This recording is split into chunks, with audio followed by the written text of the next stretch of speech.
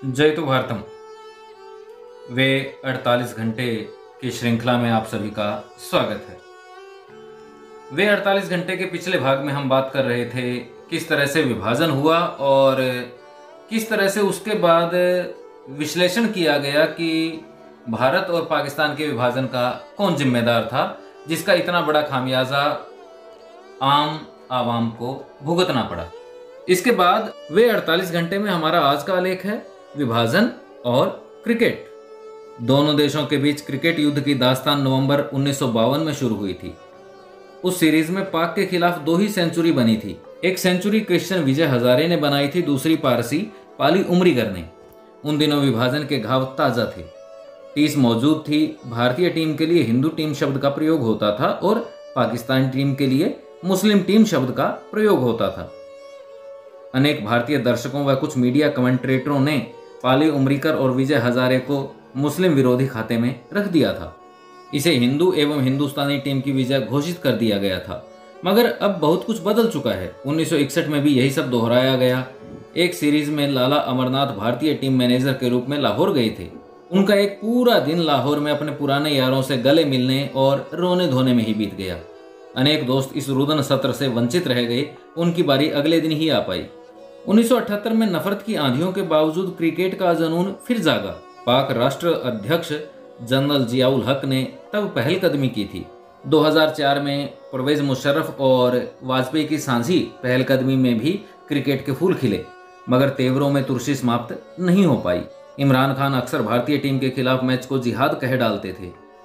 एक बार मोहम्मद अजहरुद्दीन को भी पाकिस्तान में नायक का रुतबा दे डाला गया। उन्हें एक क्रिकेट जश्न में विशेष अतिथि का दर्जा दिया गया। एक मैच में अजहर की सेंचुरी पर पाकिस्तान के एक क्रिकेट महारथी ने उन्हें सच्चा मुसलमान क्रिकेटर कह डाला था। हालांकि अजहर ने विनम्रता पूर्वक इस संबोधन को नकार दिया था। शारजाह में जब अजहरुद्दीन की टीम पाक टीम को धुन रही थी, तब भी एक नारा लगा था, अल्लाह की बड़ी शान अजहरुद्दीन मुसलमान। मगर अब जुनून बाजारी है। जुनून का माहौल हो तो करोड़ों का कारोबार होता है।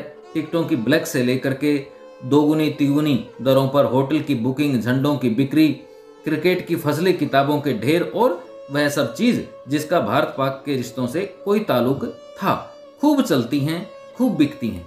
इस समय याद आ रहे हैं जॉर्ज ऑरवेल, जो कहा करते थे खेल भी एक युद्ध है, फर्क यही है कि इसमें गोली नहीं चलती।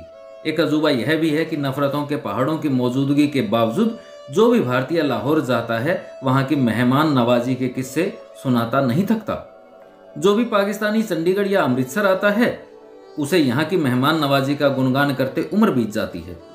मगर हर शाम वाघा बॉर्डर पर नफरत व हिकारत का तमाशा 65 वर्ष से जारी है। उसे न तो कोई भारतीय राष्ट्रीय अध्यक्ष रोक पाया और न ही कोई पाक राष्ट्रपति या प्रधानमंत्री ही रोक पाया। मैच चाहे हॉकी का हो या क्रिकेट का या फिर कबड्डी का, कमेंट्री दीर्घा में या खेल कॉलमों में अब भी दोनों टीमों को ट्रेडिशनल राइवल यानी परंपरागत प्रतिद्वंद्वी कहा जाता है। यह सिलसिला अभी भी जारी है। अब बदलाव जरूरी लगता है। नफरत की भी एक मर्यादा होती है। विरासत को करीने के साथ संजोना भी एक कला है। इसे लाहौर की डॉक्टर सईदा दीप ने अपनी जिंदगी के तयशुदा लक्ष्यों में शामिल किया है।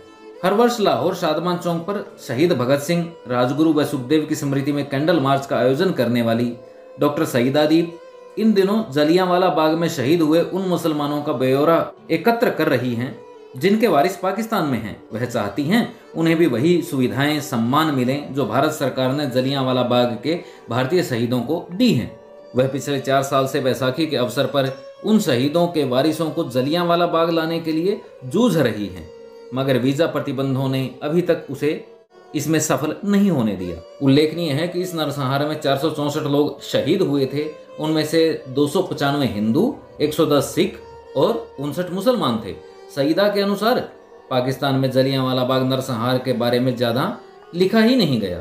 2011 के माहौली मैच में सईदा अपनी बेटी मरियम व कुछ अन्य परिजनों के साथ चंडीगढ़ आईं।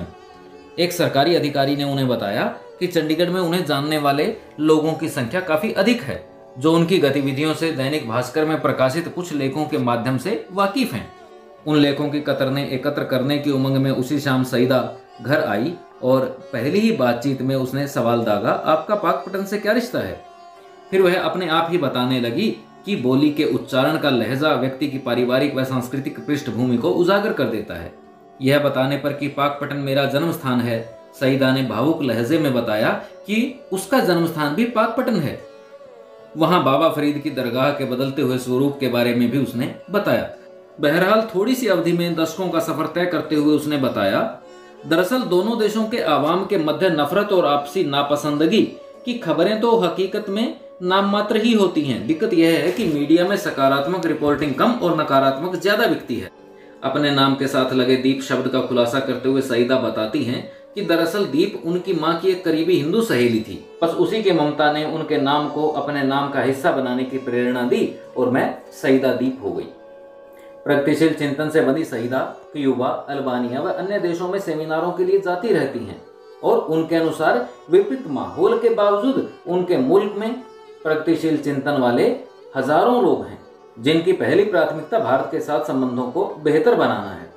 डॉक्टर सईदा दीप, जो कि इस समय लाहौर स्थित institute for piece and secular studies की निदेशक हैं, फाजिल्का की पाकपटनिया दी हट्टी से रूबरू होने का संकल्प लेकर नम आंखों से चंडीगढ़ से विदा हुई। तो ये तो था हमारा आज का आलेख, और वे 48 घंटे के अगले भाग में आपसे फिर रूबरू होंगे। अनुमति दीजिए। नमस्कार।